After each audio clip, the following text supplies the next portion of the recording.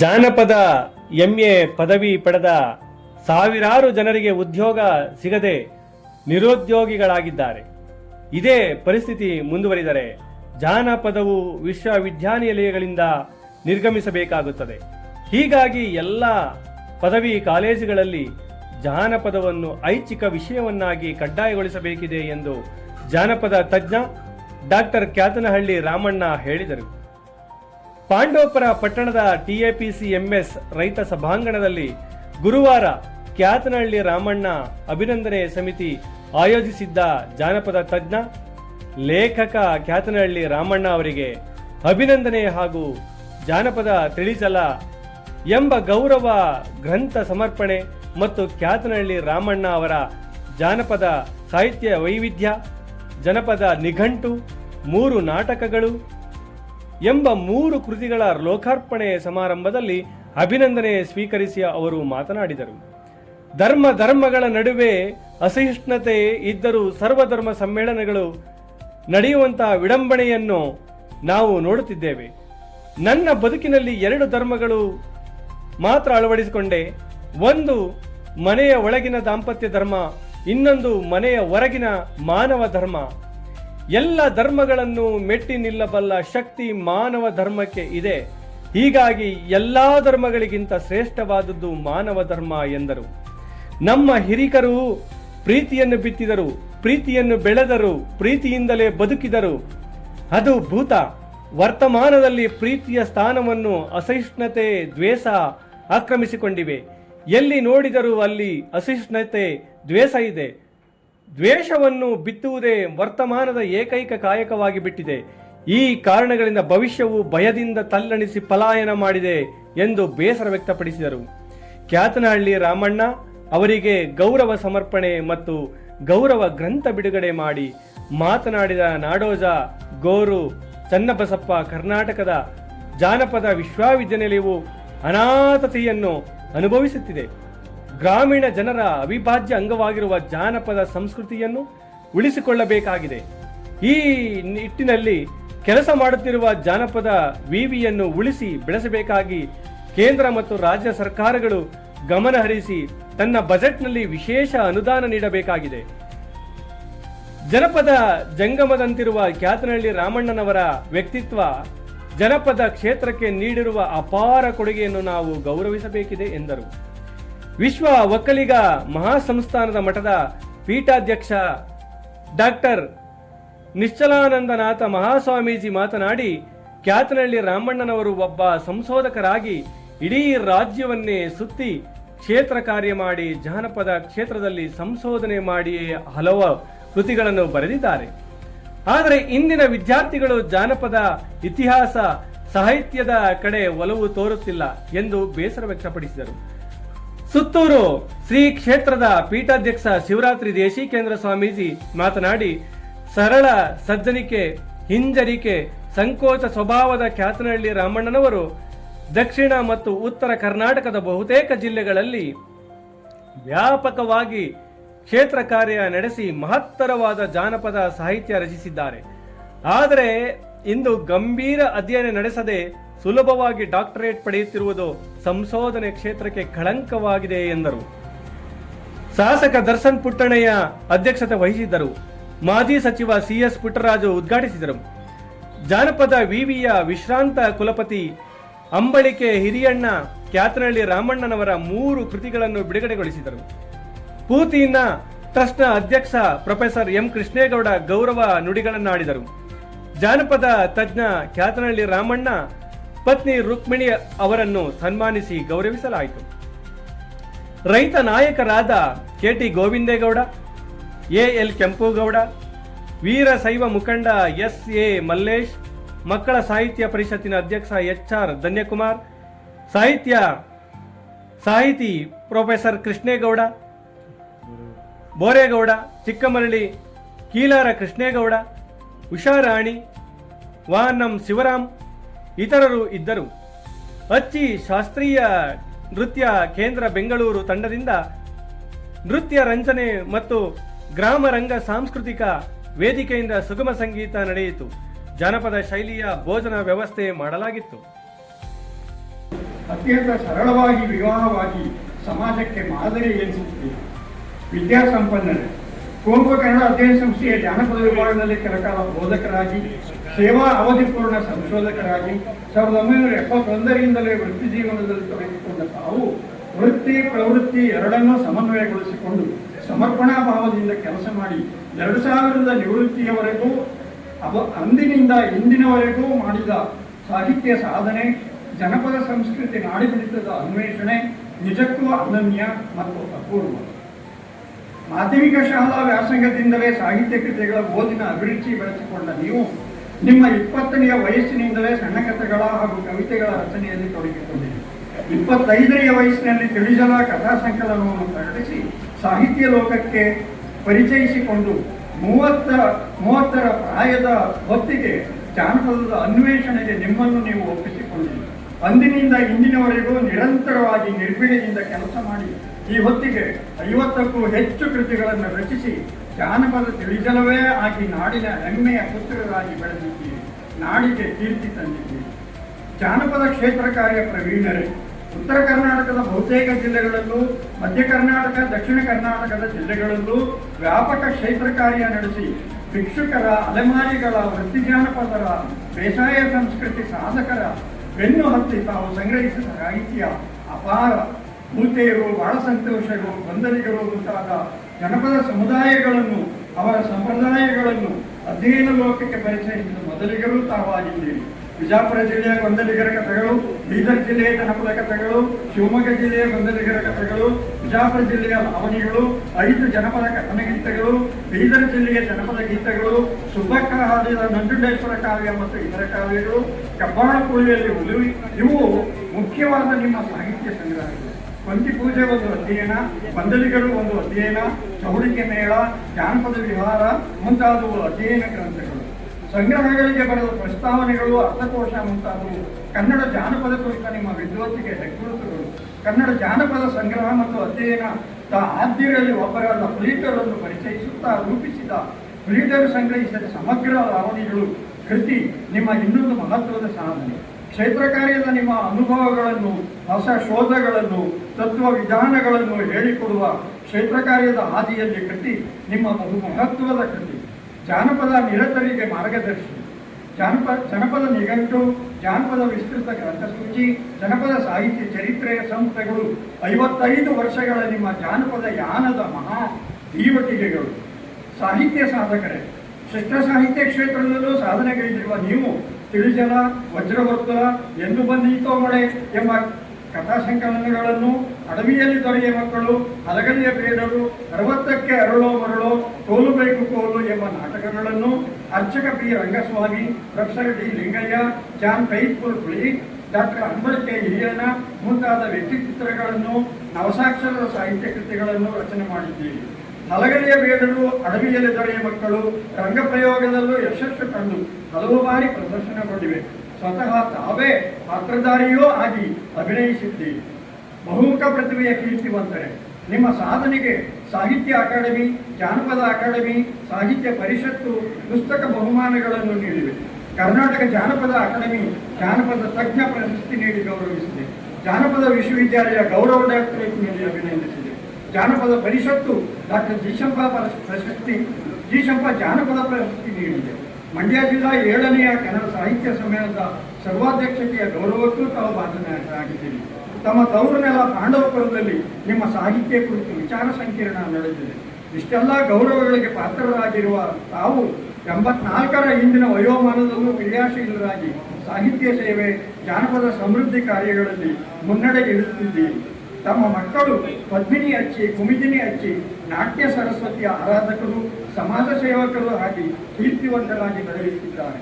ತಮ್ಮ ಶ್ರೀಮತಿ ರುಕ್ಮಿಣಿ ಅವರು ಜನಾದರಣೆ, ಕುಟುಂಬ ಪಾಲನೆ, ಬಂಧು ಜನ ಸಂಭಾವನೆಯಲ್ಲಿ ಅನನ್ಯ ರಾಜನಿಯನ್ನು, ಸಹೃದಯ ಸಂಪನ್ನ, ವಿನಯ ಸಜ್ಜನಿಕೆಯ ನಿಮ್ಮ ವ್ಯಕ್ತಿತ್ವವನ್ನು ಗೌರವಿಸಿ ಇಂದಿನ ಮಹಾ ಸಮಾರಂಭದಲ್ಲಿ ತಮ್ಮನ್ನು ಅಭಿನಂದಿಸಿ ಜಾನಪದ ತಿಳಿಜಲ ಗೌರವ ಗ್ರಂಥವನ್ನು ತಮಗೆ ಸಮರ್ಪಿಸುತ್ತಿದ್ದೇವೆ.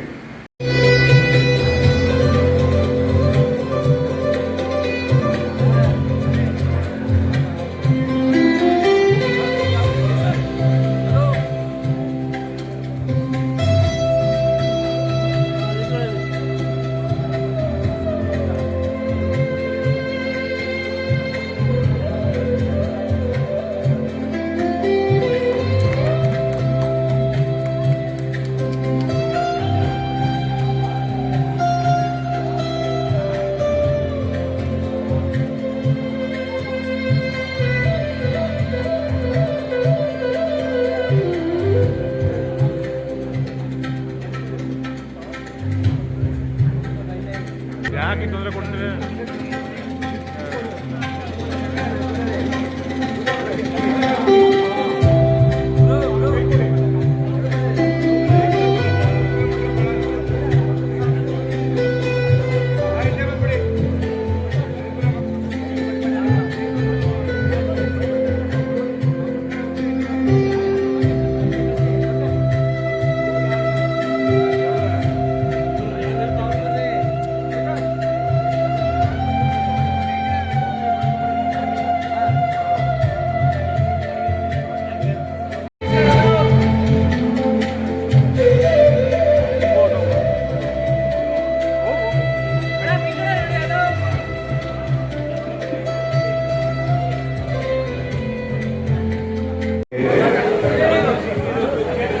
ಜಾನಪದ ತಿಳಿಜಲ ಗೌರವದಂತ ಸಮರ್ಪಣೆ ಮತ್ತು ಮೂರ್ತಿಗಳ ಲೋಕಾರ್ಪಣಾ ಕಾರ್ಯಕ್ರಮಕ್ಕೆ ಒಂದು ವೇದಿಕೆಯ ದಿವ್ಯ ಸಾನ್ನಿಧ್ಯವನ್ನು ವಹಿಸಿ ಕಾರ್ಯಕ್ರಮವನ್ನು ಯಶಸ್ವಿಯಾಗಿ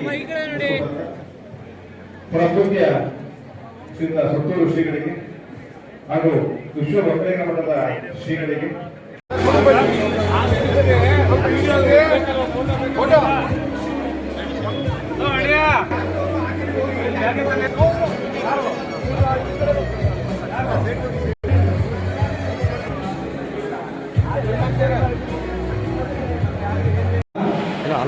ನೀವು ನಿಮ್ಮ ಮೊಟ್ಟೆ ಒಳಗೆ ಕರ್ಕೊಂಡು ಈ ಕೆಲಸ ಮಾಡಿದ್ದಕ್ಕೆ ಧನ್ಯವಾದಗಳು ಸರ್.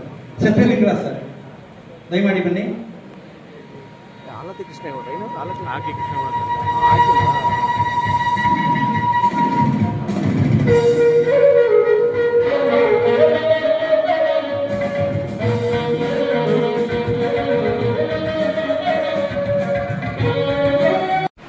ಒಂದಲ್ಲ ಎರಡಲ್ಲ 10 ಅಲ್ಲ 20 ಅಲ್ಲ 45 ವರ್ಷಗಳಿಂದ ಅವರನ್ನು ನೋಡುತ್ತಾ ಬಂದಿದ್ದೇನೆ. ದೊಡ್ಡ ದೊಡ್ಡ ಪಾದಗಳೇ ಅವರನ್ನು ತುಳಿದುದನ್ನು ನೋಡಿದ್ದೇನೆ. ಸಣ್ಣ ಸಣ್ಣ ಹೆಗಲುಗಳೇ ಅವರನ್ನು ಹೊತ್ತು ಮೆರೆಸಿದ್ದನ್ನು ನೋಡಿದ್ದೇನೆ.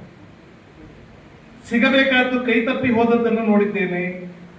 ಸಿಗಲಾರದ್ದು ಸಿಕ್ಕದ್ದನ್ನು ನೋಡಿದ್ದೇನೆ. ಸಂತೋಷದಲ್ಲಿ ನೋಡಿದ್ದೇನೆ, ನೋವಿನಲ್ಲೂ ನೋಡಿದ್ದೇನೆ. ಆದರೆ ಅವರು ಗಹಗಹಿಸಿ ನಕ್ಕಿದ್ದನ್ನು ನೋಡಿಲ್ಲ, ಹತಾಶರಾಗಿ ಹತ್ತಿದ್ದನ್ನು ನೋಡಿಲ್ಲ.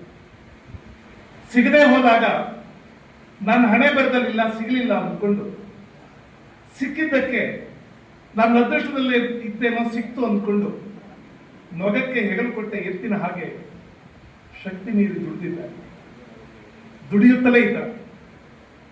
ನಿವೃತ್ತಿ ಆದ ಮೇಲೂ ಅಷ್ಟೇ ಅಥವಾ ಅದಕ್ಕಿಂತ ಹೆಚ್ಚು ಕೃಷಿ ಮಾಡಿ ಒಳ್ಳೆಯ ಬೆಳೆ ತೆಗೆದಿದ್ದಾರೆ. ಓದಿದ ಓದಿಗೆ, ತಿಂದ ಸಂಬಳಕ್ಕೆ, ಪಡೆದ ಪಿಂಚಣಿಗೆ, ತೆತ್ತುಕೊಂಡ ಜಾನಪದ ಕ್ಷೇತ್ರಕ್ಕೆ ನಿಯತ್ತಾಗಿ ದುಡಿದಿದ್ದಾರೆ. ಬದುಕನ್ನೊಂದು ವ್ರತದಂತೆ, ತಪಸ್ಸಿನಂತೆ ನಡೆಸಿದ್ದಾರೆ. ವೃತ್ತಿ ಬದುಕಿನಲ್ಲೂ ಪದೇ ಪದೇ ಹಿಂದುಳಿಸಿಕೊಂಡು ಅದೇ ಅಭ್ಯಾಸವಾಗಿ ತಮ್ಮನ್ನು ತಾವೇ ಹಿಂದುಡಿಕೊಂಡು ಇಲ್ಲಗೈದುಕೊಂಡು ಬದುಕಿದ್ದಾರೆ. ರಾಮಣ್ಣನವ್ರನ್ನ ನಾನು ಪರಿಚಯ ಮಾಡಿದ್ದು ನನ್ನ ಲೇಖನದಲ್ಲಿ ಹೀಗೆ. ನನಗೆ ಅವರ ಮನೆಯ ಜೊತೆಗಿನ ಬಾಂಧವ್ಯ ಬಹಳ ದೊಡ್ಡದು. ಮನೆಯ ಕೈಲಿದ್ದಾರೆ, ಅದನ್ನು ಕುರಿತು ಒಂದು ಪ್ಯಾರ ಬರ್ತಿದೆ. ಅವರ ಕುಟುಂಬದ ಜೊತೆ ನಾನು ನನ್ನ ಕೆಲವು ಗೆಳೆಯರು ಹೊತ್ತು ಗೊತ್ತು ಇಲ್ಲದೆ ಅವರ ಮನೆಗೆ ಒಕ್ಕರಿಸುವುದು, ಹರಟೆ ಕೊಚ್ಚೋದು, ಕಾಫಿ ಟೀ ಕುಡಿಯೋದು, ನಾಚಿಕೆ ಹೇಸಿಗೆ ಬಿಟ್ಟು ಅಲ್ಲೇ ಊಟ ಕುಡ್ಕೊಳ್ಳೋದು, ಹೊಟ್ಟೆ ಬಿರಿಯ ಬಾರಿಸೋದು, ಹೀಗೆಲ್ಲ ನಡೆಯುತ್ತಿತ್ತು. ಮಣಿಯಕ್ಕ ನನ್ನನ್ನು ಸ್ವಂತ ತಮ್ಮನಂತೆಯೇ ಭಾವಿಸಿದ್ರು. ಅವರ ಮಕ್ಕಳು ಟೋನಿ ಮತ್ತು ಕುಮುದ ಮಾಮ ಮಾಮ ಅಂತ ನನಗೆ ಸಿಕ್ಕಾಪಟ್ಟೆ ಸುತ್ತಿಕೊಳ್ಳುತ್ತಿದ್ದರು. ನಾವೆಲ್ಲ ಸೂರು ಹಾರುವಂತೆ ಕಿರ್ಚಾಡಿಕೊಂಡು ಗಲಗು ಗದ್ದಲ ಮಾಡುತ್ತಿದ್ದರೆ ಮೌನ ತಪಸ್ವಿ ರಾಮಣ್ಣನವರು ಒಂದಿಷ್ಟು ಬೇಸರಿಸಿಕೊಳ್ಳದೆ ನಮ್ಮ ಆ ತಿಳಿಜಲ ಅಂದಾಗ ನಮಗೆ ನೆನಪಾಯಿತು. ವಿಸ್ತಾರವಾಗಿ ಹೇಳುವುದಿಲ್ಲ. ತಿಳಿಜಲ ಅನ್ನೋದು ಅವರ ಕಥಾ ಸಂಕಲನದ ಹೆಸರು. ಅದಕ್ಕೆ ಯಾಕೆ ಅವರು ತಿಳಿಜಲ ಅಂತ ಹೆಸರಿಟ್ರು ಅಂತ ಬಹಳ ಹಿಂದೆ ನನ್ನ ಜೊತೆ ಹೇಳಿದ್ರು, ಅಥವಾ ಪುಸ್ತಕದ ಮುನ್ನುಡಿಯನ್ನು ಬರೆದಿದ್ದಾರೆ. ಅವರ ಕಥಾ ಸಂಕಲನದ ಮುನ್ನುಡಿ. ದನಗಿನ ಕಾಯಕ್ಕೆ ಹೋದಾಗ ಈ ಹಳ್ಳದ ಮರಳಲ್ಲಿ ನೀರು ಗುಂಡಿ ತೆಗೆದ್ರೆ ಅದು ನೀರು ತಿಳಿಯಾದ ನೀರು ಕಾಣ್ತದೆ. ನಮ್ಗೆ ತಿಳಿ ನೀರನ್ನ ನೋಡಿ ಈಗ ಗೊತ್ತೇ ಇಲ್ಲ. ನಮ್ಮೂರಲ್ಲಿ ಕಾಲುವೆ ಹೋಗುತ್ತೆ, ವಿಶ್ವೇಶ್ವರಯ್ಯ ಚಾನಲ್ 24ನೇ ದಿವಸ ಬಿಟ್ಟು ನಮ್ಮೂರಲ್ಲಿ ಹರಿದು ನಾನು ಈಗಲೂ ಆ ನೆನಪು ಎಷ್ಟು ಸಮೃದ್ಧವಾಗಿದೆ ಅಂದರೆ, ಈವಾಗ ಹೋಗಿ ಆ ಕಾಲುವೆ ನೀರು ನೋಡ್ಬಿಟ್ರೆ ನನಗೆ ಸಂಕಟ ಆಗ್ತದೆ. ತಿಳಿ ನೀರೇ ಇಲ್ಲ, ತಿಳಿ ನೀರೇ ಇಲ್ಲ. ನಮ್ಮೂರಲ್ಲಿ ನೀರು ಹರ್ಕೊಂಡು ಹೋದ್ರೆ ಅದೊಂದು ತಿಳಿ ಹಸಿರು ಬಣ್ಣ ಕಾಣಿಸುತ್ತೆ. ಸುಮಾರು ಒಂದು 3-4 ಕಡೆ ನೀರು ಹರ್ಕೊಂಡು ಹೋದ್ರೂ ಅದರ ತಳದಲ್ಲಿರುವಂತ ಕಲ್ಲು ಮರಳು ಎಲ್ಲ ಕಾಣಿಸೋದು. ಇಂಥ ನೀರೇ ಇದೆ. ಈಗ ಒಂದು 7-8 ತಿಂಗಳ ಹಿಂದೆ ಕೊಡಗಿಗೆ ಹೋಗಿದ್ದೆ ಯಾರೋ ಸ್ನೇಹಿತರ ಜೊತೆ. ಅವರು ಯಾರೂ ಮನುಷ್ಯ ಸಂಚಾರ ಇಲ್ಲದೆ ಇರುವಂತ ಒಂದು ಜಾಗಕ್ಕೆ ಕರ್ಕೊಂಡು ಹೋಗಿದ್ರು. ಅಲ್ಲೊಂದು 2-3 ದಿವಸ ಉಳ್ಕೊಂಡಿತ್ತು. ಅಲ್ಲಿ ಬೆಟ್ಟದ ಮೇಲಿಂದ ನೀರು ಬರುತ್ತೆ, ಒಂದು ಸಣ್ಣ ಕಾಲುವೆ ತರ ಬರುತ್ತೆ. ಅಲ್ಲೊಂದು ರೆಸಾರ್ಟ್ ಇದೆ, ರೆಸಾರ್ಟ್ ಮುಂದೆ ಹರಿದೋಗುತ್ತೆ ನೀರು. ಅದ್ರ ಮುಂದೆ ಒಂದು board, this is the place where humans touch this water for the first time. ಇಲ್ಲಿಯೇ ಮನುಷ್ಯರು ಮೊಟ್ಟ ಮೊದಲ ಬಾರಿಗೆ ಈ ನೀರನ್ನು ಮುಟ್ಟೋದು. ಬೇರೆ ಬೇರೆ ವಿಷಯಗಳು ಬಹಳ ಜನ ಇದೆ. ಆದರೆ ಇಂಥದ್ದೊಂದು ಸಂಕೋಚ ಪ್ರವೃತ್ತಿ ಇದೆ. ತನ್ನನ್ನು ತಾನು ಹಿಂದುಳ್ಕೊಂಡು ಬದುಕಬೇಕು ಅನ್ನುವಂಥ ಒಂದು ಸಂಕೋಚ ಪ್ರವೃತ್ತಿ ಇದೆಯಲ್ಲ, ಇದು ಬಹಳ ಜನ ಸಾಧ್ಯ. ಬಹಳ ಜನ ಕಷ್ಟಪಟ್ಟರು ಸಾಧ್ಯ. ನಾವು ಏನಾದ್ರು ಮಾಡಿ ನಾವು ಮುಂದೆ ನಿಂತ್ಕೋಬೇಕು ಅಂತ ಒದ್ದಾಡ್ತಿರ್ತೀವಿ. ಮಕ್ಕಳು ಟೋನಿ ಕುಮುದವನ್ ಡಾನ್ಸ್ ಮಾಡ್ತಾ ಇದ್ರು ಅವರ ಸ್ಕೂಲ್ನ, ಗಂಗೋತ್ರಿ ಸ್ಕೂಲಲ್ಲಿ. ರಾಮಣ್ಣ ಅವರು ನೋಡಕ್ ಬನ್ನಿ ಅಂತ ಹೇಳಿದ್ರು. ಅವ್ರದ್ದೇನಾದ್ರು ನಾನು ಹೋಗ್ಲೇಬೇಕಾಗಿ ನೋಡಕ್ ಹೋದೆ. ರಾಮಣ್ಣ ಅವ್ರು ನೋಡ್ತಾ ಇದ್ದೀನಿ, ಸಿಕ್ಬೇಕು. ಆಮೇಲೆ ಡಾನ್ಸ್ ಎಲ್ಲ ಮುಗಿಸ್ಕೊಂಡು ಮನೆಗೆ ಹೋದೆ. ಸರ್ ಎಲ್ಲಾ ಕಡೆ ಹುಡುಕ್ತೆ ಸರ್, ಸಿಗ್ಲೇ ಇಲ್ಲ. ನೀವು ಎಲ್ಲಿ ಹುಡುಕಿದ್ರಿ ನೀವು? ಅಲ್ಲೆಲ್ಲ ನೋಡಿದೆ ಸರ್, ಮುಂದೆ ಎಲ್ಲ. ಇನ್ ಮುಂದೇನು ನೀವು ರಾಮಣ್ಣನ ಹಿಂದಿನ ಸಾಲಲ್ಲೇ ಹುಡುಕ್ಬೇಕು. ರಾಮಣ್ಣ ಯಾವಾಗಲೂ ಮುಂದಿನ ಸಾಲಲ್ಲಿ ಸಿಗಲ್ಲ. ಇನ್ ಮುಂದೆ ಕೂಡ ರಾಮಣ್ಣನ ಹಿಂದಿನ ಸಾಲಲ್ಲೇ ಹುಡುಕ್ಬೇಕು, ಮುಂದಿನ ಸಾಲಲ್ಲಿ ಸಿಗಲ್ಲ. ಎಂಥದೊಂದು ಅದ್ಭುತವಾದ ಗುಣ ಇದು. ನಮ್ಗೆಲ್ಲ ಮುಂದೋಗಿ ನಿಂತ್ಕೋಬೇಕು ಅಂತಾನೆ ಆಸೆ. ಇಲ್ಲ ನಿಮ್ಗೆಲ್ಲ ಇದು ಮುಂದುವರಿಯಕ್ಕಾಗಲ್ಲ ಅಂತ. ರಾಮಣ್ಣವರು ಬಹಳ ಜನ ಹೇಳೋದು ಅದೊಂದು ಕೆಟ್ಟ ಗುಣ ಅನ್ನೋ ತರ. ರಾಮಣ್ಣನ ಬಹಳ ಸಂಕೋಚ ಪ್ರವೃತ್ತಿ, ರಾಮಣ್ಣನ ಬಹಳ ನಾಚಿಕೆ ಪ್ರವೃತ್ತಿ. ಅದಕ್ಕೆ ದೊಡ್ಡವರಾಗಿರೋದು, ಅದರಿಂದಲೇ ದೊಡ್ಡವರಾಗ. ಇಷ್ಟೆಲ್ಲ ಘನವಾದ ವಿದ್ವತ್ ಸಂಪಾದನೆ ಮಾಡಿ, ಸಾಧನೆ ಮಾಡಿ, ಈ ರಾಮಣ್ಣವರು ಅವರ ಆತ್ಮಕಥೆ ಸ್ವರೂಪದ ಒಂದು ಲೇಖನ ಬರೆದಿದ್ದಾರೆ. ನನಗೆ ಓದಬೇಕು ಅಂತ ಬಹಳ ಆಸೆ ಇದೆ. ಅದರಲ್ಲಿ ಅವರನ್ನು ಅವರು ಎಷ್ಟು ಗೇಲಿ ಮಾಡ್ತಾರೆ ಅಂದ್ರೆ ಅದಕ್ಕಾಗಿ ಅದು ಓದ್ಬೇಕು. ನಮ್ಮನ್ನು ಕರೀರಿ, ನಾವು ಬರ್ತೀವಿ ಅಂತ. ನನಗೆ ಜಗದ್ಗುರುಗಳು ಯಾರಿಗಾದ್ರೂ ನಮ್ಮನ್ನು ಕರೀರಿ ನಾವು ಬರ್ತೀವಿ ಅಂತ ಹೇಳಿದ್ರು ಮಾತ್ರ ನಾನು ಇಲ್ಲಿ ತನಕ ಕೇಳಿಲ್ಲ. ಆದ್ರಿಂದ ಈ ಅಭಿನಂದನ ಸಮಿತಿಯವರು ಕೊಟ್ಟರೆ ಶಾಲು, ಹಾರ, ಪೇಟ ಇವೆಲ್ಲಕ್ಕಿಂತ ಇಂಥದ್ದೊಂದು ಮಾತು ಬಹಳ ದೊಡ್ಡ ಸನ್ಮಾನ ಅಂತ ನಾನು ತಿಳಿಸಿದ್ದೇನೆ. ಆದರೆ ಇಂಥ ಒಂದು ವಿಶೇಷವಾದಂತಹ ಕಾರ್ಯಕ್ರಮವನ್ನು ಪೂಜ್ಯರ ಒಂದು ಸಾನ್ನಿಧ್ಯದಲ್ಲಿ, ಇಂಥ ಹಿರಿಯರ ಸಮ್ಮುಖದಲ್ಲಿ ಉದ್ಘಾಟನೆ ಮಾಡಲಿಕ್ಕೆ ಅವಕಾಶ ಕೊಟ್ಟಂಥದ್ದು ನನ್ನ ಭಾಗ್ಯ ಅಂತೇಳಿ ನಾನು ಭಾವಿಸಿದ್ದೇನೆ. ಕಾರಣಾದರೂ ಇಷ್ಟೇ, ಆ ತಾಯಿ ಕಾವೇರಿಯ ಮಡಿಲಲ್ಲಿ ನನ್ನ ವಿಶೇಷತೆಯನ್ನು ಹೊಂದಿದೆ. ಇಂಥ ಹಿರಿಯ ಸಾಹಿತಿಗಳ, ರಾಮಣ್ಣವಂಥ ಹಿರಿಯ ಸಾಹಿತಿಗಳನ್ನ, ಹಾಗೆ ರೈತ ಹೋರಾಟಗಾರರಾಗಿ ನಾಟಲ್ಲಿ ಹೋರಾಟ ಮಾಡಿದಂಥ ನಮ್ಮ ಪುಟ್ಟಣ್ಣಯ್ಯನವ್ರನ್ನ, ಅದರಲ್ಲೂ ಈ ರಾಷ್ಟ್ರ ಮಟ್ಟದಲ್ಲಿ ಪ್ರತಿನಿಧಿಸುವಂಥ ಒಂದು ಕ್ರೀಡಾಪಟುಗಳನ್ನು ಕೊಟ್ಟಂತ ಒಂದು ಗ್ರಾಮ. ಆ ಗ್ರಾಮದ ಮಟ್ಟಿಗೆ ಒಂದು ವಿಶೇಷತೆ ಇರ್ತಕ್ಕಂಥ ಹಿನ್ನೆಲೆಯಲ್ಲಿ ಇಂಥ ಪ್ರತಿಭೆಗಳು ಹೊರಬರಲಿಕ್ಕೆ ಸಾಧ್ಯ ಆಗಿದೆ ಅಂತಕ್ಕಂಥದ್ದು ನನ್ನ ಭಾವನೆ. ನಾವಿನ್ನೂ ನಿನ್ನೆ ತಾನೇ ಭೈರವೈಕ್ಯ ಪರಮ ಪೂಜ್ಯ ಡಾಕ್ಟರ್ ಬಾಲಗಂಗಾಧರ ಮಹಾಸ್ವಾಮೀಜಿಯವರ ಮಂದಿರವನ್ನ ಈ ದೇಶದ ಪ್ರಧಾನಮಂತ್ರಿಗಳ, ಮಾಜಿ ಪ್ರಧಾನಮಂತ್ರಿಗಳ ಒಂದು ಸಮ್ಮುಖದಲ್ಲಿ ಲೋಕಾರ್ಪಣೆ ಮಾಡಿದ ಭ್ರಮೆಯಲ್ಲಿದ್ದೇವೆ. 2ನೇ ದಿನಕ್ಕೆ ಇಂಥ ಒಂದು ಕಾರ್ಯಕ್ರಮ ಆಯೋಜನೆಯಾಗಿರ್ತಕ್ಕಂಥದ್ದು ನಮ್ಮೆಲ್ಲರಿಗೂ ಒಂಥರ ಒಂದು ರೀತಿ ಹೊಸ ಹುಮ್ಮಸ್ಸನ್ನ ತಂದಿದೆ ಅಂತಕ್ಕಂಥ ಮಾತನ್ನ ಹೇಳ್ತಾ, ಈ ಕಾರ್ಯಕ್ರಮವನ್ನು ಬಹಳ ಸಂತೋಷದಿಂದ ನಾವೆಲ್ಲರೂ ಪೂಜ್ಯರ ಒಂದು ಸಾನ್ನಿಧ್ಯದಲ್ಲಿ ಉದ್ಘಾಟನೆ ಮಾಡಿದ್ದೇವೆ. ಈ ನಮ್ಮ ಪಾಂಡುಪುರ ತಾಲೂಕು ಎಲ್ಲ ಸಮಾಜಮುಖಿ ಕೆಲಸಗಳನ್ನು ಎಲ್ಲ ಕ್ಷೇತ್ರದಲ್ಲಿ ಮಾಡುವಂಥ ಒಂದು ಸಂದರ್ಭದಲ್ಲಿ ಇಂಥ ಹಿರಿಯರನ್ನ ನಾವು ಮುಂದಿಟ್ಕೊಂಡು ಮಾಡ್ತಾ ಇರ್ತಕ್ಕಂಥದ್ದನ್ನ ನಾವು ನೋಡಿದ್ದೇವೆ. 2006ರಲ್ಲಿ ಪರಮ ಪೂಜ್ಯ ದೇಶಿಕೇಂದ್ರ ಮಹಾಸ್ವಾಮೀಜಿಯವರ ನೇತೃತ್ವದಲ್ಲಿ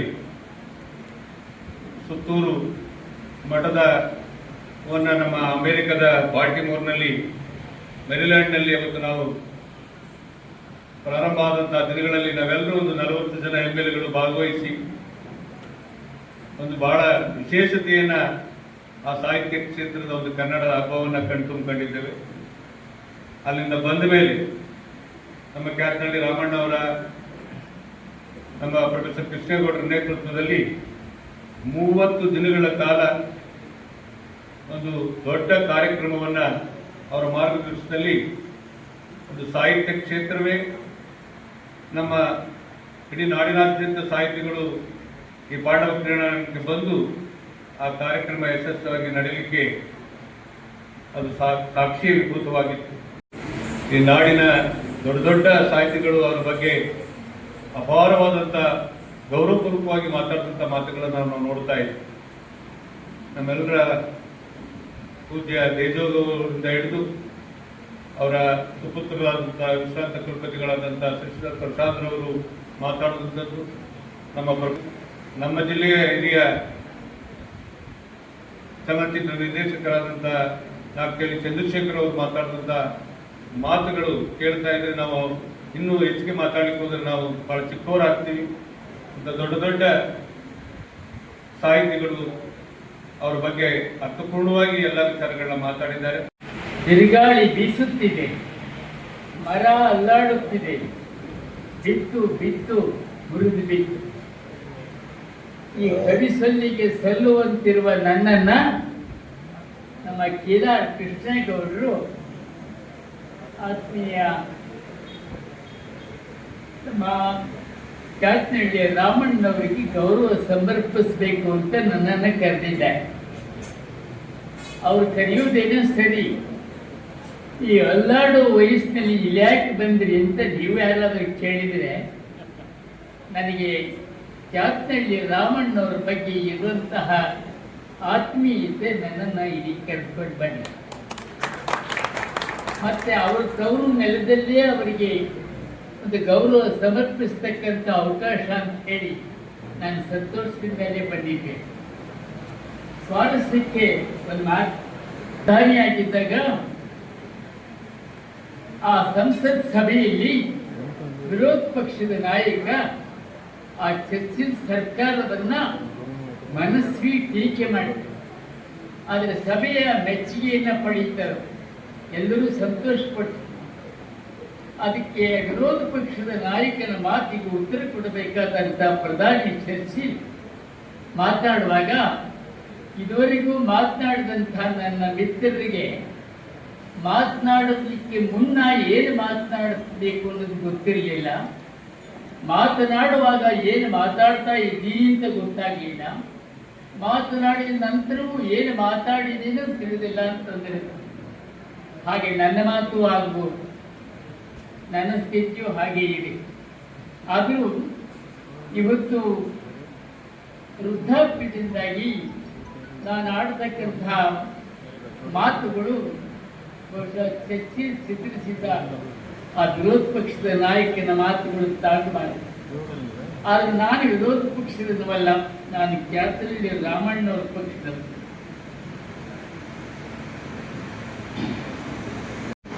ನಾನು ಮೊದಲೇ ಹೇಳಿದೆ, ನನ್ನ ಆತ್ಮೀಯ ಪ್ರೊಫೆಸರ್ ಕೃಷ್ಣೇಗೌಡರು ತುಂಬಬೇಕು ಅಂತ ಹೇಳಿ ನಾನು ಅವರಿಗೆ ಹೇಳಿದ್ದೆ. ಅಷ್ಟಕ್ಕೂ ಇತ್ತೀಚೆಗೆ ನನಗಿಂತ ವೇದಿಕೆಯಲ್ಲಿ ಸ್ವಯಂ ಸ್ಫೂರ್ತಿಯಿಂದ ಮಾತನಾಡೋ ರೂಢಿ ತಕ್ಕ ಬಗ್ಗೆ 10 ವರ್ಷಗಳೇ ಆಗಿಬಿಟ್ಟು, ಆದರೂ ಒಪ್ಪಿಕೊಂಡು ಬಂದಿರೋ ಕಾರಣಕ್ಕಾಗಿ ನನಗಿರ್ತಕ್ಕಂಥ ಅವ್ರ ಬಗ್ಗೆ ಇರುವಂಥ ವೈಯಕ್ತಿಕ ಆತ್ಮೀಯತೆಗಾಗಿ ಒಂದೆರಡು ಮಾತುಗಳನ್ನು ಆಡಲಿಕ್ಕೆ ನಾನು ಪ್ರಯತ್ನ ಮಾಡುತ್ತೇನೆ. ಹೊಸ ಯುಗಕ್ಕೆ ನಾಂದಿ ಹಾಡಿದಂತಹ ಹರಿಹರ ಬಸವಣ್ಣವರ ಬಗ್ಗೆ ರಗಳೆ ಕಾವ್ಯವನ್ನು ಬರೆದಿದ್ದಾನೆ. ಆ ರಗಳೆಯಲ್ಲಿ ಅವನು ಬಸವಣ್ಣನ ಕುರಿತು, ಅವನು ನಡೆದು ತಪ್ಪುವುದಿಲ್ಲ, ನುಡಿದು ಹುಸಿಯುವುದಿಲ್ಲ, ಹಿಡಿದು ಬಿಡುವುದಿಲ್ಲ, ಬಿಟ್ಟು ಹಿಡಿಯುವುದಿಲ್ಲ, ಕೊಟ್ಟು ನೆನೆಯುವುದಿಲ್ಲ, ನೆಟ್ಟು ಕೀಳುವುದಿಲ್ಲ, ಬುದ್ಧಿ ಮರುಗುವುದಿಲ್ಲ, ಮನದಲ್ಲಿ ಆತಂಕವಿಲ್ಲ, ಮೋಹಕ್ಕೆ ಅವಕಾಶವಿಲ್ಲ, ಮದಮತ್ಸರಗಳಿಗೆ ದಿಂಬಿಲ್ಲ. ಬಸವರಾಜ, ನಿನ್ನ ಗುಣಗಳನ್ನು ಬಣ್ಣಿಸಲು ಇದೀಗ ಅಳವಿಲ್ಲ ಅಂತ. ಆ ಎಲ್ಲವನ್ನು ನಾನು ರಾಮಣ್ಣವರಿಗೆ ಅನ್ವಯಿಸಿಬಿಟ್ರೆ ಸೂಕ್ತ ಅಂತ ನಾನು ಈ ಎಲ್ಲ ಗುಣಗಳು ನಮ್ಮ ರಾಮಣ್ಣವರಲ್ಲಿದ್ದ. ಇಂತಹ ಸಂಪನ್ನ ಸಂಭಾವಿತ ವ್ಯಕ್ತಿಯನ್ನ ಗೌರವಿಸುವ ಇಂದಿನ ಕಾರ್ಯಕ್ರಮ ಪರಂಪರೆಯ ಮಠ ವ್ಯವಸ್ಥೆಗೆ ಆಧುನಿಕ ಅಗತ್ಯ ಪೂರ್ವೈಕೆಯ ಸಂಸ್ಕಾರ ನೀಡುವಂತಹ ಸುತ್ತೂರು ಪೂಜ್ಯ ಶ್ರೀ ಶಿವರಾತ್ರಿ ದೇಶಿಕೇಂದ್ರ ಮಹಾಸ್ವಾಮಿಗಳವರ ಸಾನ್ನಿಧ್ಯದಲ್ಲೇ ನಡೀತಾ ಇರುವುದು, ಮತ್ತೆ ಹಾಗೆಯೇ ವಿಶ್ವ ಒಕ್ಕಲಿಗರ ಸಂಸ್ಥಾನದ ಪೂಜ್ಯರಾದ ಡಾಕ್ಟರ್ ನಿಶ್ಚಲಾನಂದ ಸ್ವಾಮೀಜಿಯವರು ಆಶೀರ್ವಚನ ನೀಡುತ್ತಾ ಇರುವುದು ತುಂಬ ಹರ್ಷದ ಸಂಗತಿ. ಇದಕ್ಕೊಂದು ಪಾವಿತ್ರ್ಯತೆಯನ್ನು ತಂದುಕೊಟ್ಟಿದೆ ಅಂತ ನಾನು ಭಾವಿಸಿದ್ದೇನೆ. ಹಾಗೆಯೇ ನಮ್ಮ ಮೇಲಿಕೋಟೆ ಕ್ಷೇತ್ರದ ಜನಪ್ರಿಯ ಮತ್ತು ಕ್ರಿಯಾಶೀಲ ಶಾಸಕರಾದಂತಹ ಶ್ರೀ ದರ್ಶನ್ ಪುಟ್ಟಣ್ಣನವರ ಜೊತೆಯಲ್ಲಿ ಮಾಜಿ ಸಚಿವರು ಸಂಸದರು ಆದಂತಹ ಶ್ರೀ CS ಪುಟ್ಟರಾಜ್ ಅವರೇ ಇದನ್ನು ಉದ್ಘಾಟಿಸಿರುವುದು ಬಹಳ ಹರ್ಷದ ಸಂಗತಿ. ಅವರು ಸಾಹಿತ್ಯ ಕೃಷಿ ಆರಂಭವಾಗ್ತದೆ. ಆ ಸಾಹಿತ್ಯ ಕೃಷಿ ಸಾಹಿತ್ಯ ಯಾತ್ರೆಯಲ್ಲಿ ಕಂಡು ಕೇಳಿರ್ತಕ್ಕಂತಹ ಕೊಂತಿ ಪೂಜೆಯ ಅಂತರಂಗವನ್ನು ತಿಳಿಸಿದ್ದಾರೆ. ಶಿವಮೊಗ್ಗ ಜಿಲ್ಲೆಯ ಗೊಂದಲಿಗರ ಕಥೆಗಳನ್ನು ಹೇಳಿದ್ದಾರೆ. ಬೀದರ್ ಜಿಲ್ಲೆಯ ಕಥೆಗಳು ಮತ್ತು ಗೀತೆಗಳನ್ನು ದಾಖಲಿಸಿದ್ದಾರೆ. ಪಾಶ್ಚಿಮಾತ್ಯ ಜಾನಪದ ವಿದ್ವಾಂಸ ಫ್ಲೀಟ್ ಅವರ ಲಾವಣಿಗಳನ್ನು ಮತ್ತೊಮ್ಮೆ ಹಾಡಿದ್ದಾರೆ. ಹಾಗೆಯೇ ಕಪಾಳು ಕುಡಿಯಲ್ಲಿ ಕಂಡಂಥ ಹುಲಿಯ ಕಥೆಯನ್ನು ಹೇಳಿದ್ದಾರೆ. ಸುಬ್ಬಕ್ಕ ಹಾಡಿದ ನಂಜುಂಡೇಶ್ವರ ಕಾವ್ಯವನ್ನು ವಾದಿಸಿದ್ದಾರೆ. ಮೊಟ್ಟ ಮೊದಲಿಗೆ ನಾಡಿನ ಗೊಂದಲಿಗರು, ಭೂತೆಯರು ಇಂತಹ ಬುಡಕಟ್ಟು ಸಂಪ್ರದಾಯಗಳ ಬಗ್ಗೆ, ಅವರ ವೃತ್ತಿಗಳ ಬಗ್ಗೆ ಮೊಟ್ಟ ಮೊದಲು ಸಂಶೋಧನೆ ನಡೆಸಿದಂಥ ಕೀರ್ತಿ ನಮ್ಮ ರಾಮಣ್ಣವರಿಗೆ ಸಲ್ಲುತ್ತದೆ. ಈ ಎಲ್ಲ ಸಿರಿಧಾನ್ಯದ ರಾಶಿಗೆ ಹೂ ಮುಡಿಸಿದ ಹಾಗೆ ರಾಮಣ್ಣವರು ಕನ್ನಡ ಜಾನಪದ ನಿಘಂಟನ್ನು ಕೊಟ್ಟಿದ್ದಾರೆ. ನಾಡಿ ವಾಸ್ತವವಾಗಿ ನಮ್ಮಿಬ್ಬರನ್ನ ಪರಸ್ಪರ ಹತ್ತಿರಕ್ಕೆ ತಂದದ್ದೇ ಈ ಜಾನಪದ ನಿಘಂಟಿನ ಕಾರ್ಯ. ಇಲ್ಲಿ 15 ವರ್ಷಗಳ ಹಿಂದೆ ನಾನು ಕರ್ನಾಟಕ ಜಾನಪದ ಅಕಾಡೆಮಿಯ ಅಧ್ಯಕ್ಷನಾಗಿದ್ದಾಗ ಕನ್ನಡ ಅಭಿವೃದ್ಧಿ ಪ್ರಾಧಿಕಾರದ ನೆರವಿನಿಂದ ಕನ್ನಡ ಜಾನಪದ ನಿಘಂಟನ್ನು ನಾವು ಸಿದ್ಧಪಡಿಸಬೇಕು ಅಂತ ನಿರ್ಧಾರ ಮಾಡಿದ್ವಿ. ಆ ಸಂದರ್ಭದಲ್ಲಿ ರಾಮಣ್ಣವರು ಸಂಪಾದಕ ಮಂಡಳಿ ಇರಬೇಕು ಅಂತ ನಮ್ಮ ಅಂಬಳಿಕೆ ವಿಜಯನವರೇ ನನಗೆ ಸಲಹೆ ಕೊಟ್ಟರು. ಅದಕ್ಕಿಂತ ಮುಂಚೆ ಅಷ್ಟು ನಿಕಟವಾದ ಸಂಪರ್ಕ ಇರಲಿ. ಆ ಒಂದು ಸುಮಾರು ಕೇವಲ 1.5 ವರ್ಷದಲ್ಲಿ ಆ ನಿಘಂಟಿನ ಕಾರ್ಯ ನಡೆಯಿತು.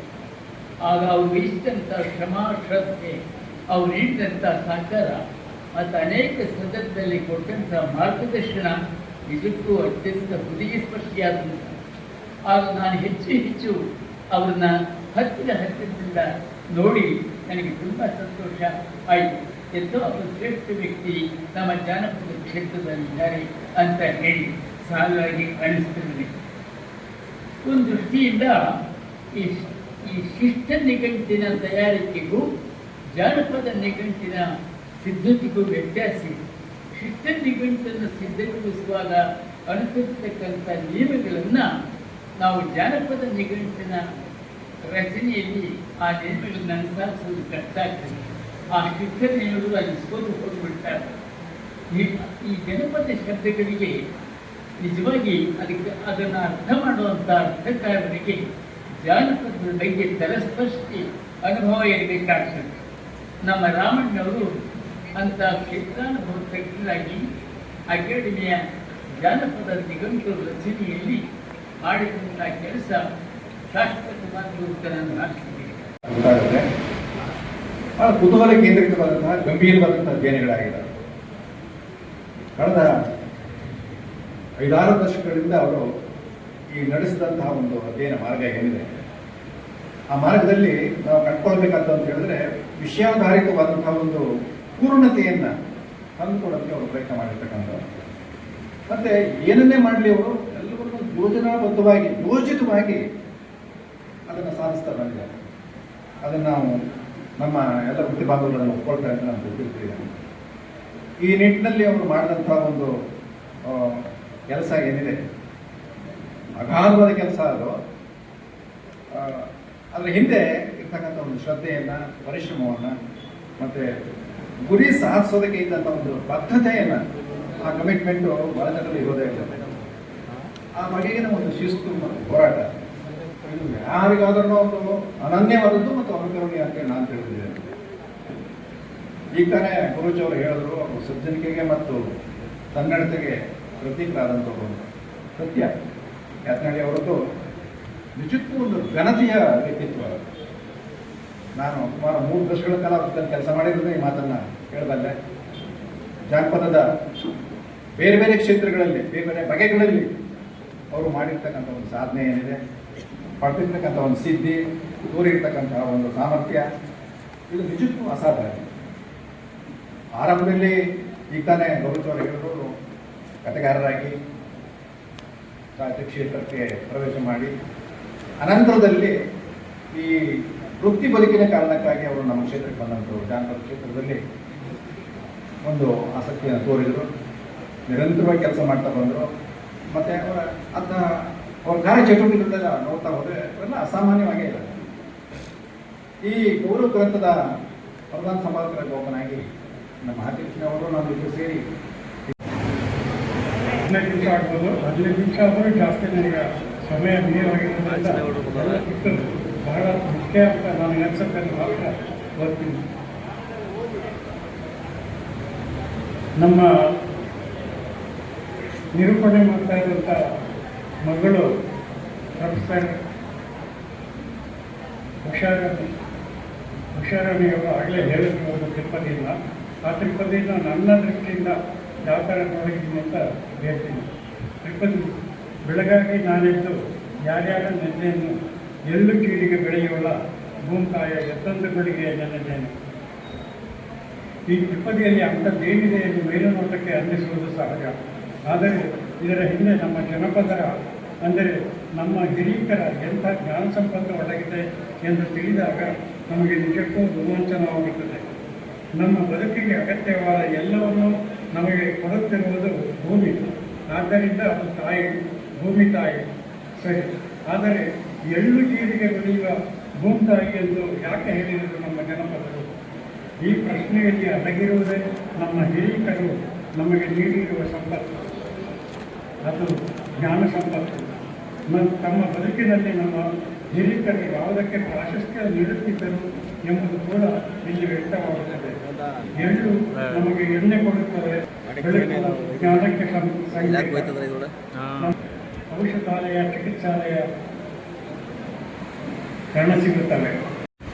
ಸದ್ದಿಲ್ಲದೆ ಸಾಧನೆ ಶಿಬಿರಕ್ಕೆ ಜನಪದ ತಜ್ಞರು, ಲೇಖಕರು, ಮಿತಭಾಷಿ, ಸರಳ ವ್ಯಕ್ತಿ, ನಮ್ಮ ತಂದೆಯವರ ಆಪ್ತ ಗೆಳೆಯರು ಶ್ರೀ ಕ್ಯಾತ್ನಳ್ಳಿ ರಾಮಣ್ಣ ಅವರಿಗೆ ಈ ಸಾಹಿತ್ಯ ವಲಯ, ರೈತರು, ರಾಮಣ್ಣನವರ ಹಿತೈಷಿಗಳು ಸೇರಿ ಗೌರವ ಸಲ್ಲಿಸುವ ಕಾರ್ಯಕ್ರಮ ಹಾಗೂ 3 ಕೃತಿಗಳ ಬಿಡುಗಡೆ ಕಾರ್ಯಕ್ರಮ ಇವತ್ತು ಇಲ್ಲಿ ನಡೀತಾ ಇದೆ. ಅದರ ಅಧ್ಯಕ್ಷತೆ ವಹಿಸ್ಕೊಳ್ಳೋಕ್ಕೆ ನನಗೆ ಅವಕಾಶ ಸಿಕ್ಕಿರುವಂಥದ್ದು ನನಗೆ ಅದ್ಯಾವ ಜನ್ಮದ ಪುಣ್ಯನೋ.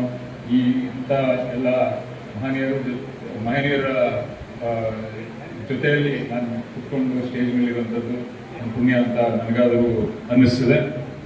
ನಾವು ಜಾಸ್ತಿ ಮಾತಾಡಬೇಕಿಲ್ಲ, ಈಗಾಗಲೇ ಟೈಮ್ ಆಗಿರೋದ್ರಿಂದ. ಈ ಕರ್ನಾಟಕದ ಜನಪದ ಇದರಲ್ಲಿ ಕೇವಲ ಬರೀ ಹಾಡು, ನೃತ್ಯ, ಕಥೆಗಳು ಮಾತ್ರ ಅಲ್ಲ, ಅದು ನಮ್ಮ ಜನರ ಬದುಕಿನ ಜ್ಞಾನ.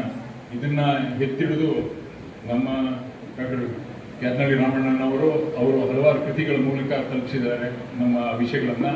ಈ ಪೀಳಿಗೆ ಅಲ್ಲ, ಮುಂದಿನ ಪೀಳಿಗೆ ಎಲ್ಲರಿಗೂ ಈ ಒಂದು ವಿಷಯಗಳನ್ನ ಅವರ ಕೃತಿಗಳ ಮೂಲಕ ತಲುಪಿಸೋದಕ್ಕೆ ಕೆಲಸ ಮಾಡಿದ್ದಾರೆ. ಒಂದು ಏನು ಅಂಬಳಿಕೆ ಹಿರಣ್ಯವರು ಬಂದಿರೋಂಥ ಒಂದು ಪ್ಯಾರಾಗ್ರಾಫ್, ನನಗೆ ಪುಸ್ತಕ ಓದ್ತಾ ಇದ್ದೆ, ಅವರ ಪ್ಯಾರಾಗ್ರಾಫ್ ಕಾಣಿಸ್ತು. ಅದನ್ನ ಒಂದನ್ನ ಹೇಳಿ ನಾನು ನನ್ನ ಮಾತನ್ನ ಮುಗಿಸ್ತೀನಿ. ಈ ಜನಪದ ಬಗ್ಗೆ ಎಷ್ಟು ಮಹತ್ವ ಇದೆ ಅನ್ನೋದನ್ನ ಅದರಲ್ಲಿ ಇದೆ. ಇದು ಒಬ್ರು ಲಂಡನ್ ಅವರು ಈ ಒಂದು ಮಾತನ್ನ ಈ ಪ್ಯಾರಾಗ್ರಾಫ್ ಅನ್ನ ಕೋಟ್ ಮಾಡಿದ್ದಾರೆ. ಅದರಲ್ಲಿ ಇಂಗ್ಲಿಷ್ ಇದೆ, ಅದನ್ನ ಓದಿ ಆಮೇಲೆ ಕನ್ನಡದಲ್ಲಿ ಹೇಳ್ತೀನಿ. You must keep eyes and ears open. You must be interested in and sympathetic with people even if they strike you as backward or slow witted or hopelessly old fashioned. ಅಂದ್ರೆ ಯಾರನ್ನು ನಾವು ಎಲ್ಲರನ್ನು ಸಮಾನರಾಗಿ ನಾವು ನೋಡಬೇಕು, ಯಾರನ್ನು ಕೀಳು ಮಟ್ಟದಲ್ಲಿ ನೋಡಬಾರ್ದು. ಹಿಂದುಳಿದ ವರ್ಗದವರಿದ್ರೂ ನಾವು ಸಮಾನರಾಗಿ ನೋಡಬೇಕು. ಅದ್ರ ಜೊತೆಗೆ ಅವ್ರಿಗೆ ಅರ್ಥ ಮಾಡ್ಕೊಳ್ಳೋ ಶಕ್ತಿ ಕಮ್ಮಿ ಇದ್ರೂ ಅವರನ್ನ ಸಮಾನರಾಗಿ ನೋಡಬೇಕು. ಇಂಥ ಹಲವಾರು ವಿಷಯಗಳನ್ನ ಇದರಲ್ಲಿ ಪ್ರಸ್ತಾಪ ಮಾಡಿದ್ರು. ಅದಾದ್ರೆ ಯು ಮಸ್ಟ್ ಡಿಸ್ಡೈನ್ ನಥಿಂಗ್, ಯಾವುದನ್ನು ಬಿಡಬಾರ್ದು. however meaningless or trivial it may appear at first sight. ಎಷ್ಟೇ ಸಣ್ಣದಿದ್ರು ಅದನ್ನ ನಾವು ಗಮನ ಹರಿಸಿ ನಾವು ನೋಡಬೇಕು ಅನ್ನೋದು ಇದರಲ್ಲಿದೆ. accuracy of observation, rigid fidelity of recording you have, I take it, already learned from your training in natural science. They are ಅಲ್ಲಿ ಅವರು ಕೋಟ್ ಮಾಡಿ ಹೇಳ್ತಾರೆ. ಅಂದ್ರೆ ನಮ್ಮ ಜನಪದಕ್ಕೆ ಅಷ್ಟೊಂದು ಮಹತ್ವ ಇದೆ. ಅದನ್ನ ಎತ್ತಿಡಿದಂತ ನಮ್ಮ ಡಾಕ್ಟರ್ ಕ್ಯಾತನಹಳ್ಳಿ ರಾಮಣ್ಣ ಅವರಿಗೆ ಮತ್ತೊಮ್ಮೆ ನಾನು ಅಭಿನಂದನೆ ಸಲ್ಲಿಸ್ತಾ, ಇವರ ಕೆಲಸ ಇನ್ನೂ ತುಂಬಾ ಜನಕ್ಕೆ ತಲುಪಲಿ ಅಂತ ಹೇಳ್ತಾ ನನ್ನ ಮಾತನ್ನ ನಾನು ಮುಗಿಸ್ತೀನಿ. ನಮಸ್ಕಾರ. ವಿಶೇಷವಾಗಿ ಎಲ್ಲರ ಮನಸ್ಸಿನಲ್ಲಿ ಬದುಕಿದ್ರೆ ಹೀಗೆ ಬದುಕಬೇಕು, ಇವರ ಹಾಗೆ ಬದುಕಲಿಕ್ಕೆ ಎಷ್ಟೆಲ್ಲ ಶ್ರಮ ಪಡಬೇಕು ಅನ್ನೋ ಒಂದು ಭಾವನೆಯನ್ನು ನಮ್ಮೆಲ್ಲದಲ್ಲಿ ಚಾಲನೆಯನ್ನು ಕೊಡುವಂಥ ಒಂದು ವಿಶೇಷವಾದ ಕಾರ್ಯಕ್ರಮ ನಮ್ಮ ಡಾಕ್ಟರ್ ಕ್ಯಾತನಹಳ್ಳಿ ರಾಮಣ್ಣನವರ ಅಭಿನಂದನೆ, ಅವರ ಕೃತಿಗಳ ಬಿಡುಗಡೆ ಹಾಗೂ ಅವರ ಬಗ್ಗೆ ಅನೇಕರು ತಮ್ಮ ಅಭಿಪ್ರಾಯಗಳನ್ನ ಬರಹದ ಮೂಲಕ ಹಂಚಿಕೊಂಡು ಅದರ ಒಂದು ವಿಶೇಷ ಗೌರವ ಗ್ರಂಥವಾಗಿ ಜಾನಪದ ತಿಳಿಜಲ ಎನ್ನುವ ಮಹಾನ್ ಗ್ರಂಥವನ್ನು ಬಿಡುಗಡೆ ಮಾಡುವ ಈ ಒಂದು ಪವಿತ್ರ ಕಾರ್ಯಕ್ರಮದ ದಿವ್ಯ ಸಾನ್ನಿಧ್ಯವನ್ನು ವಹಿಸಿರುವಂತಹ ನಡೆದಾಡುವ ದೇವರು ಪರಮಪೂಜ್ಯ ಜಗದ್ಗುರು ಶ್ರೀ ಶ್ರೀ ಡಾಕ್ಟರ್ ಶಿವರಾತ್ರಿ ದೇಶಿಕೇಂದ್ರ ಮಹಾಸ್ವಾಮೀಜಿಯವರ ಪಾದಗಳಲ್ಲಿ ಭಕ್ತಿಪೂರ್ವಕವಾಗಿ ನಮನಗಳನ್ನು ಅರ್ಪಿಸ್ತೇನೆ. ಹಾಗೆ ಈ ಒಂದು ವೇದಿಕೆಯಲ್ಲಿ ಈ ನಾಡಿನ ಹಿರಿಯ ಜಾನಪದ ಬ್ರಹ್ಮ, ಅದು ತಡ ಆದರೂ ಪರವಾಗಿಲ್ಲ, ವಿಶೇಷವಾಗಿ ಮಾಡಬೇಕು ಅನ್ನೋ ಉದ್ದೇಶಕ್ಕೋಸ್ಕರ ಬಹಳ ಶ್ರಮಪಟ್ಟಂತ ಈ ಕ್ಷೇತ್ರದ ಗೌರವಾನ್ವಿತ ಶಾಸಕರು ಅಪ್ಪನಂತೆ ಒಂದು ಒಳ್ಳೆಯ ಹಾದಿಯಲ್ಲಿ ಜನರನ್ನ ತೆಗೆದುಕೊಂಡು ಪ್ರೀತಿ, ವಿಶ್ವಾಸ, ನಂಬಿಕೆ, ಶ್ರದ್ಧೆ ಮತ್ತು ಶಾಂತಿ ಈ ಮಾರ್ಗಗಳನ್ನು ಅನುಸರಿಸಿಕೊಂಡು ಶಾಸಕ ಸ್ಥಾನಕ್ಕೆ ಗೌರವ ತುಂಬಿರುವಂತಹ ದರ್ಶನ್ ಪುಟ್ಟಣ್ಣಯ್ಯರವರ ಉಪಸ್ಥಿತಿಯನ್ನು ಕೂಡ ನಾನು ಗೌರವಿಸ್ತೇನೆ. ಇವತ್ತು ನಮ್ಮೆಲ್ಲರ ಪ್ರೀತಿಗೆ, ನಮ್ಮೆಲ್ಲರ ಅಭಿನಂದನೆಗೆ ಪಾತ್ರರಾದಂಥವರು ಡಾಕ್ಟರ್ ಕ್ಯಾತನಹಳ್ಳಿ ರಾಮಣ್ಣ ಅವರಿಗೆ ಇಷ್ಟೊಂದು ಗೌರವ, ಪುರಸ್ಕಾರಗಳು ಅಥವಾ ಅಭಿಮಾನ ಬರಲಿಕ್ಕೆ ಒಬ್ಬ ಹೆಣ್ಣು ಮಗಳ ಪಾತ್ರ ಎಷ್ಟಿದೆ ಅಂದ್ರೆ ಅದು ಶ್ರೀಮತಿ ಕ್ಯಾತನಹಳ್ಳಿ ರಾಮಣ್ಣ ಅವರ ಪಾತ್ರವೂ ಕೂಡ ಅಷ್ಟೇ ಅಂತೇಳಿ ಭಾವಿಸಿ ಈ ಒಂದು ಅಭಿನಂದನಾ ಗ್ರಂಥವನ್ನ, ಈ ಒಂದು ಕಾರ್ಯಕ್ರಮವನ್ನ ಯಶಸ್ವಿಯಾಗಿ ಮಾಡಲೇಬೇಕು ಅಂತೇಳಿ ಅನೇಕರು ತೆರೆಮರೆಯಲ್ಲಿ ಕೆಲಸ ಮಾಡಿದ್ದಾರೆ. ನಮ್ಮ ಗೋವಿಂದೇಗೌಡರು ಇರ್ಬೋದು, ಎಲ್ ಕೆಂಪೇಗೌಡರು ಇರ್ಬೋದು, ವಾನಂ ಶಿವರಾಮ್ ಇರ್ಬೋದು, ನಮ್ಮ ಕಿಲಾರ್ ಕೃಷ್ಣೇಗೌಡರು ಇರ್ಬೋದು, ಹಾಗೆ ಧನ್ಯಕುಮಾರ್ ಅವರು ಇರ್ಬೋದು, ಇನ್ನು ಅನೇಕರು, ನಮ್ಮ ಮಲ್ಲೇಶ್ ಅವರು ಇರ್ಬೋದು.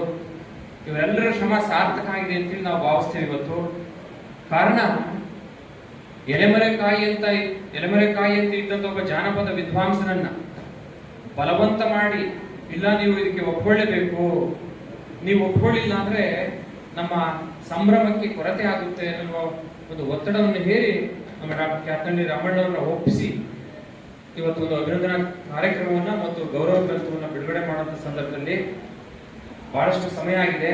ನಾನು ಕೂಡ ಕೇಳಿಸ್ಕೊಂಡು ಬಹಳ ಸಂತೃಪ್ತನಾದೆ. ಹೆಚ್ಚು ಹೇಳೋದಕ್ಕಿಂತ ಕೇಳಿಸ್ಕೋಬೇಕು ಅನ್ನೋದು ನನ್ನ ತತ್ವ. ಅದರಲ್ಲಿ ಪ್ರಮುಖವಾಗಿ ಡಾಕ್ಟರ್ ಅಂಬಳಿಕೆ ಹಿರೇಣ್ಣವರು ಒಂದು ಶ್ರೇಷ್ಠ ಕೆಲಸವನ್ನ ಮಾಡಿದ್ದಾರೆ ಅಂತ ನನಗನ್ನಿಸ್ತು ಆ ಕೃತಿಯನ್ನು ನಾವು ಓದ್ತಾ ಹೋದ್. ಯಾಕೆಂದ್ರೆ ಡಾಕ್ಟರ್ ಕ್ಯಾತನಹಳ್ಳಿ ರಾಮಣ್ಣ ಅವ್ರನ್ನ ಬಹಳಷ್ಟು ವರ್ಷಗಳಿಂದ ನಾವು ನೋಡಿದ್ದೇವೆ. ಇಲ್ಲಿ ಪೂರ್ವಾಶ್ರಮದಲ್ಲಿ ಅಧಿಕಾರಿಯಾಗಿ ನೋಡಿದ್ದೇವೆ.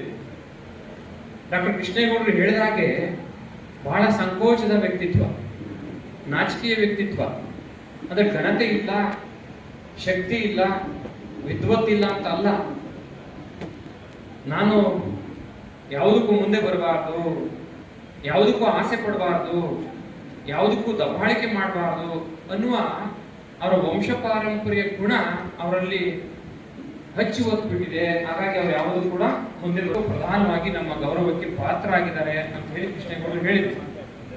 ಡಾಕ್ಟರ್ ಅಂಬಳಿಕೆ ಹಿರೇಣ್ಣವರು ಒಬ್ಬ ನಿವೃತ್ತ ವಿಶ್ರಾಂತ ಕುಲಪತಿಗಳಾಗಿ ಡಾಕ್ಟರ್ ಕ್ಯಾತಳ್ಳಿ ರಾಮಣ್ಣವ್ರ ಜೊತೆ ಕೆಲಸ ಮಾಡಿ ಅವರಿಗೆ ಏನೆಲ್ಲ ಗೌರವಗಳನ್ನ ತಂದು ಕೊಡಬೇಕೋ ಆ ತಂದು ಕೊಡುವ ಕೆಲಸವನ್ನು ಕೂಡ ಅವರು ಮಾಡಿದ್ದಾರೆ.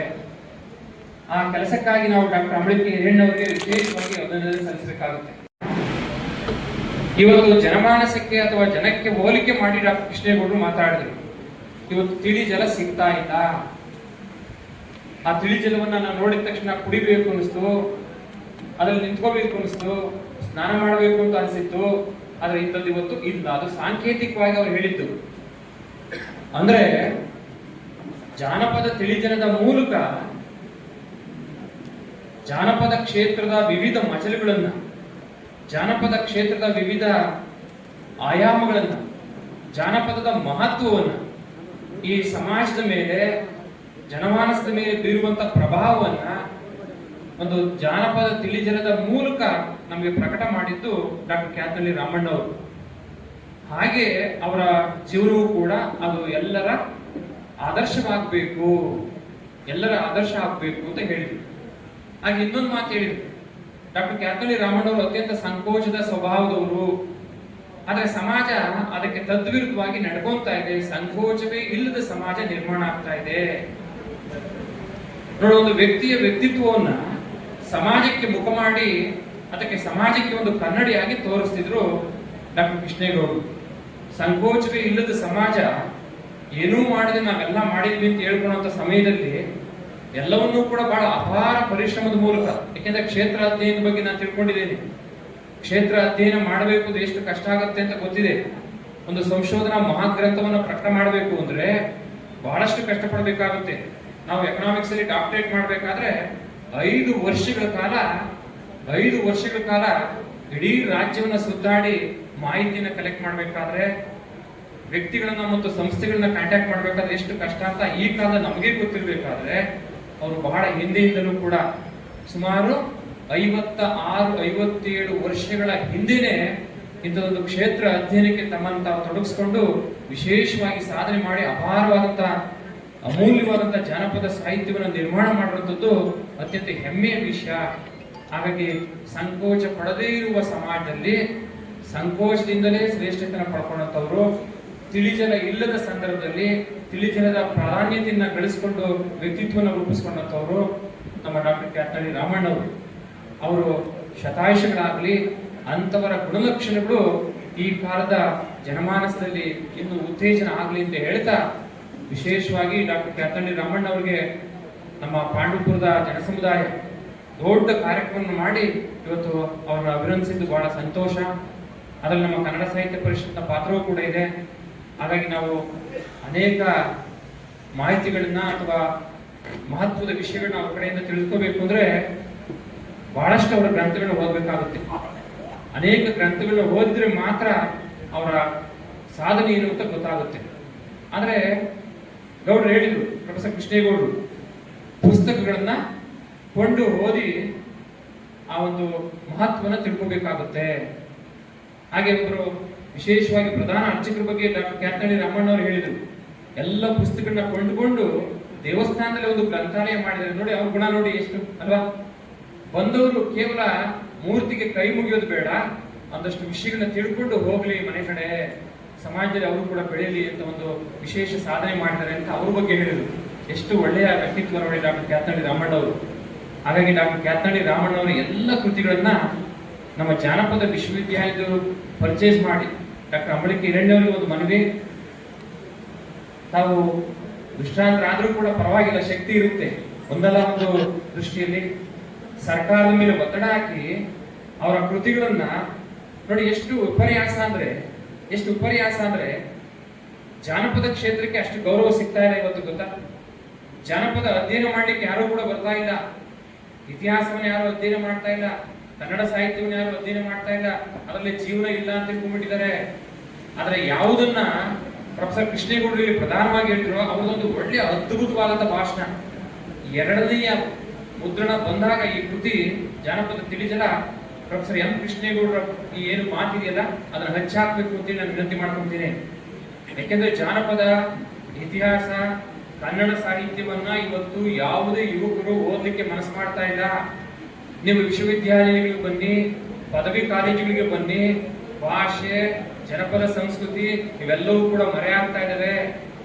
ಯಾವಾಗ ನಾವು ಓದೋದಿಲ್ವೋ, ಯಾವಾಗ ನಾವು ಅಧ್ಯಯನ ಮಾಡೋದಿಲ್ವೋ ಅದ್ರ ಬಗ್ಗೆ ಕಿಂಚಿತ್ತು ಜ್ಞಾನವೂ ಕೂಡ ನಮ್ಗೆ ಬರ್ಲಿಕ್ಕೆ ಸಾಧ್ಯ ಇಲ್ಲ.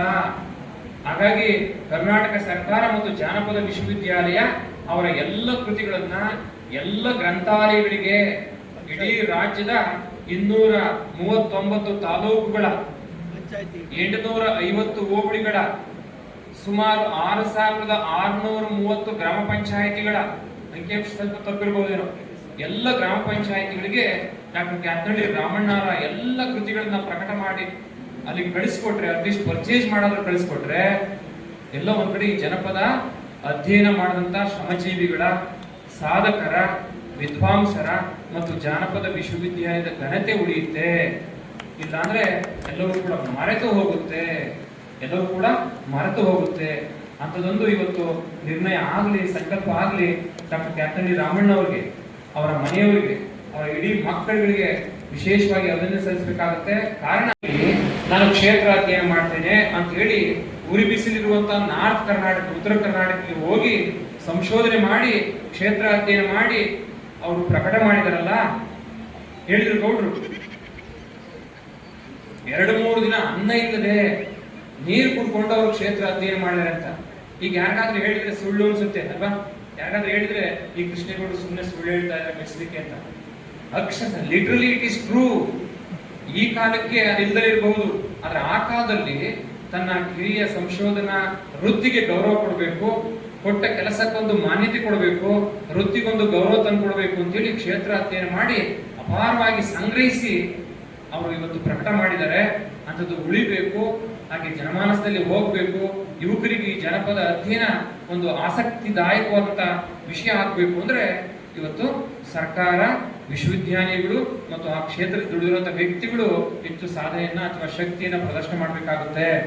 ಇಲ್ಲಾಂದ್ರೆ ಮಾಡ್ತೀವಿ, ಮರಿತೀವಿ, ಹೋಗ್ತೀವಿ, ಇಷ್ಟ ಆಗುತ್ತೆ. ಸಮಾಜದಲ್ಲಿ ಸಂಸ್ಕೃತಿ, ಮೌಲ್ಯಯುತವಾದಂತ ಜೀವನ.